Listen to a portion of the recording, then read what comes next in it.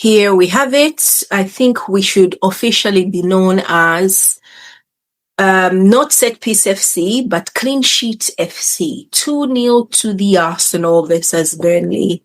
Arsenal travelled away up north to Burnley, managed to beat them 2-0, and it was a great game. In my opinion, the first half was so good, so electric. Definitely, I agree with Mateta when he says it's probably the best half of football Arsenal have played all season in the Premier League. We were just controlling everything. I mean, everybody, apart from Saka, who should have probably scored twice, but Viktor Gyokeres, he was on fire. Both the goals that were scored today, honestly, incredible. And so it's just one of those days where, for the first time in a long time, and I have been saying Arsenal are going to win the league for a long time, but the way things are going, it's only week 10. I keep saying it's only week 10. We are in November, early days, but we are looking good for it. I would be willing to put more than a tenner on it right now, because we look like the only team in the Premier League right now who know what's going to happen in the next game. And that doesn't mean that we're going to win all the games, because from what I'm seeing, we are beating these smaller sides who we used to struggle with. You know, there was a time with Burnley, we might even have got a draw this weekend with a team like them. We could have got a draw or a very narrow win where, you're winning and then last ditch win or something like that. But we are not having those struggles. Every time that we are struggling to score, our defense is covering up. Our defensive midfielders are just magnificent, and it's very difficult for me to put out, any team that goes out so far in the Premier League with a good combination. It's very difficult for me to see where we're going to be dropping these points with at least these teams that are probably, sixth and bottom. Well, apart from maybe Liverpool, who we struggled with, and Manchester City, the approach was all wrong. And from what I understand, Arteta's approach, he is very nervous of these teams. He is not confident. And that is why his teams are always a bit conservative and they're not well balanced when he's facing those sides. So, but with these smaller, like these teams that grind it out, that come and fight, he's got the players. He was buying defenders for the last 4 years and we thought he was joking and being an idiot, but he was preparing for this day, for this season. And it's paid out. It is paying out tremendously, because any purchase that he makes from here on end, we could do with another striker probably, is going to add to the team. What did I want to say? Like we've got a lot of injuries to most of our strike force. At halftime, we saw Merino come on for Gyokeres. He didn't do a great job when he came on, because to be honest, it's really unfair to expect Merino to do that centre forward job. He should be in midfield creating and making goals from there. He shouldn't be coming on as a centre forward, but he does a job for us. It's not like we are losing anything. But so far Gyokeres went off. The only other striker I can think of is Max Dowman, but he's 15. You put him on in the game against Burnley, they're going to eat him alive. He is not strong yet. He probably, look at Ethan Nwaneri, at least has bulked up a little bit. He's a little bit stronger, but he is not the finished article yet. Unlike Skelly, who's just a ball of energy and muscle in that left back position. But so far we've got an issue with centre forwards, our strikers. Apparently, from what I'm hearing, Gyokeres came off because of a sort of slight minor head injury. They just wanted to be safe. The game looked sewn up by that point. And the way we play, you can tell it was very unlikely Burnley were going to do any damage. And rightfully so. They didn't do much, did they? To threaten. They were okay. A little bit. Fleming had like a nothing header on the ball towards Raya, but it didn't bother us much. So let me have a look at the other players. Yeah, it was all right. 1 second. So Burnley, Arsenal. Yeah, so Gyokeres in the 14th off a set piece again. Set piece, ole ole. So obviously, nice delivery into the box, comes off Gabriel's head. And oh, did it come off Gabriel's? Yeah. They were busy manhandling Gabriel off his head. And then, of course, onto Gyokeres' head. It was when that goal went in, yeah, I was screaming. I am so ready to see this guy's efforts pay off because he is running that, like we are getting all these chances, we are getting these corners because he attracts all these defenders and they're trying to hack him down. He holds the ball up really well. He's super strong. He helps out with Saka because Saka, before they used to just have 3 on Saka. They can't do that anymore without exposing themselves completely. But having him on the pitch, in the second half, just him not being on the pitch changed the dynamics completely. We do not have that creative force in midfield like with Odegaard, where we can get those, through balls behind the defenders easily. We just don't have it at the moment. Eze is not doing the same job. He's not the same kind of player, but he is adding his own skill set to the team. I am not bitter about his output because I think it works in a different way. And everything we are learning now is going to help us assess the games after Christmas. After Christmas is when things tend to start going south because everyone, so like right now, honestly, I'm actually so arrogant, it's ridiculous. Game starts and I'm thinking something is going to happen. Our set plays are just like a cheat code. We get a set piece, that's it. The minute we get a set piece, we know the opposition is quaking. Everyone's talking about it. And game in, game out, it works. And it's going to work for a lot longer. I know Gabriel makes it happen a lot because for some reason he's just got that movement sewn up. But honestly, I think we can continue with this method as long as the other team are so defensive and won't open up, we can do it. And the second goal was sensational. That second ball came in from a long throw from Burnley. It was cleared out, went to Gyokeres, and that pass from Gyokeres to Trossard, guys, honestly, it just split all the lines, the back line, the mid line, split everything right into Trossard. And Trossard, this is where I say Trossard and Martinelli. Martinelli, very exciting player, decision making, 6 out of 10. Let's be honest. In that position, I reckon he would have done something else or tried to go for it. But Trossard is a lot more mature. And I know for a fact, yeah, because I really love Gabriel Martinelli. He was watching that. And I hope he's going to incorporate some of the stuff he's seen Trossard do into his own game. Once he does that, we are honestly, the next 5 years, we are absolutely walking every tournament in Europe and across the world. So yeah, that was absolutely magnificent to watch the second goal, and that went in.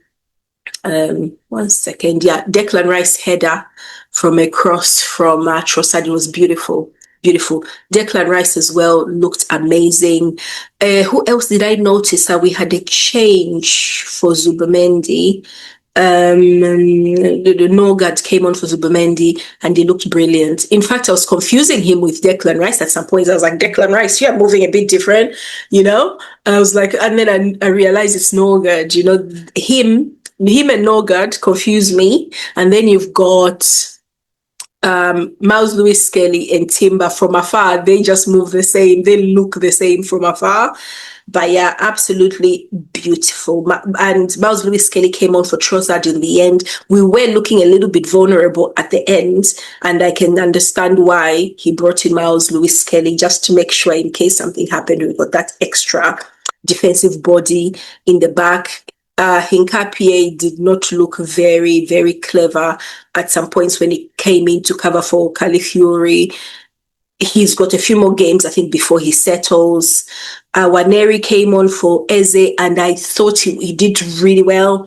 He had an opportunity where he did a 10 round and it looked really interesting. I think he even, let out a shot. It was pretty good. So overall, to be honest, Arsenal were absolutely on top of it. in this match. And yeah, there isn't much else to say apart from we have continued. We have extended our lead at the top. We are now on 25 points after 10 games. Honestly, imagine that. Imagine that from is it 5 games ago where we were like 7 points behind Liverpool? And now we are just like absolutely monstrous going. So yeah, 25 points for Arsenal. Bournemouth are playing tomorrow, I think, or Monday, with 18 points, and Liverpool won tonight. So Liverpool beat Aston Villa 2-0. I watched most of that game. The first half, I really thought Aston Villa were going to do something. They looked really, they had quite a bit of intent. They looked a bit interesting, but they had some loose shots. It just did not work out for them. In the end, Liverpool did what Liverpool do. Mo Salah gets that goal, and Gravenberch with a beautiful long-range strike, and that was it. They're back. Liverpool are back. Yeah, they're back. I'm not going to say much. They did really well tonight, but they've got. Do they have? Let me check. I think they've got Real Madrid on the 4th. They've got Real Madrid on Tuesday. It's going to be insane, that match. So we're definitely going to have a look at it on Monday. Let's talk about that match. And Real Madrid just beat Sevilla 4-0. So 2 teams that are coming off a win, and this match is always fireworks. So it's going to be absolutely insane. So Liverpool trying to claw back that lost momentum over the last few weeks. Definitely very dangerous team because we know what they can do. Let's have a look at the other games as well that happened today. Manchester United went to Nottingham, and they basically did Manchester United. So Manchester United have been doing very well the last few weeks. They scored first. They scored first with a header from Casemiro, set piece FC. And then Nottingham Forest, just after the first half of the second half, Gibbs White header, and then Savonia with a second in this 2-1, and they're panicking. Everyone's upset. Everyone's doing crazy things. Then Amad Diallo, who I absolutely love. I think he's one of their better, more creative, threatening players. A bit, that's excitement in a team. It brings it in a little bit of like Martinelli for Arsenal, but in a different way. I love the way this boy moves. Amad Diallo comes in with a beautiful goal to make it 2-2. They couldn't get a win, but you know what? If you don't get a win, at least get a point, especially away from home. So they did really well. Well, actually, they didn't do very well. Apologies. But Sean Dyche didn't get his win in the Premier League. And Manchester United do what Manchester United have been doing the last few months and literally setting themselves up. They're determined to fail, aren't they? Brighton versus Leeds. Now, I think we all expected a Brighton win here. Welbeck with another goal. He's scoring for fun. This guy, the older he gets, the better he gets. Honestly, he's aging like fine wine. And Gomez with 2 more to make it 3-0. Great result for them. Let's see who else we had. Palace beat Brentford 2-0. I don't know what I predicted. I'm not sure. I think I either went for a draw or Palace. Did I go? Anyway, whatever happened, but Palace did. Mateta is, this guy doesn't get bored. Like he's strong, isn't he? So anyway, scores another goal in the 30th and an own goal from Collins in the second to sink Brentford, who did well the week before against Liverpool. Goes to show football is so unpredictable. But yeah, they're happy with that. Fulham beat Wolves. I expected it. Wolves are probably the worst team, and they were bad last season. They're probably going down this one. Sessignon, Wilson, Mosquera. They've got a Mosquera as well. Need to have a look. That's very lineups. 1 second. Yasin Mosquera. Haven't been paying attention. So 3-0 to Fulham against Wolves. Good result for them. And then sort of the 5 o'clock kickoff was Tottenham Hotspur versus Chelsea. Another game I watched. Well, Tottenham are a mess, isn't it? I like Thomas Frank, but he can't get a balance for this team. Chelsea scored one. And despite being away from home, they looked more in control of that game. They were really aggressive. They were getting a lot of chances. Pedro Neto, making it look very easy. Tottenham really failed to get clear-cut chances. They really need to rebalance that team. But yeah, Chelsea are a complete mess. Not Chelsea, sorry. Tottenham are a complete mess. And yeah, so Chelsea 1-0 on the day. Let's have a look to see if there's anything else. I've already spoken about Aston Villa losing to Liverpool 2-0. They went to Anfield, came back with nothing.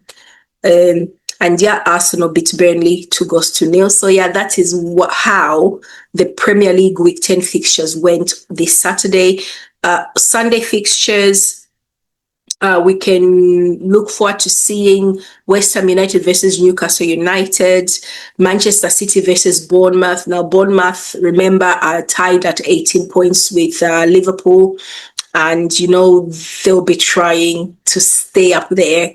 Probably not to expect much from them, but this is going to be a really interesting match. This is at 4:30 p.m. So yeah, Manchester City versus Bournemouth on Sunday. So that would be incredible to see. And yeah, we'll probably watch the Barcelona is the same time as Manchester City, similar time. But yeah, I'll see if I can keep an eye out on the Barcelona Elche one just to see how they're doing so we can predict what they do in the UEFA Champions League come, in the week. So yeah, let's see how they perform because they have been really hit and miss recently. But yeah, it's going to be interesting. Join me Monday for the previews for the Champions League. Join me on Monday for the previews for the Champions League because it's going to be another scorcher. I am sure. Arsenal, who are Arsenal going to be playing? They're going to be playing Slavia Prague. They're going to Prague to duke it out. I'm not as confident in the Champions League, but I did predict that Arsenal are going to win the Champions League as well. So I'm not very ambitious, obviously, but anything can happen. Right, you guys, you know what to do. We've been here long enough. Do not forget to share this content. Do me a favor, please. Like and subscribe. Of course, do not forget to share this content with everybody that you know. And then, yeah, I'll be seeing you later in the week. I'll talk to you soon. Bye-bye.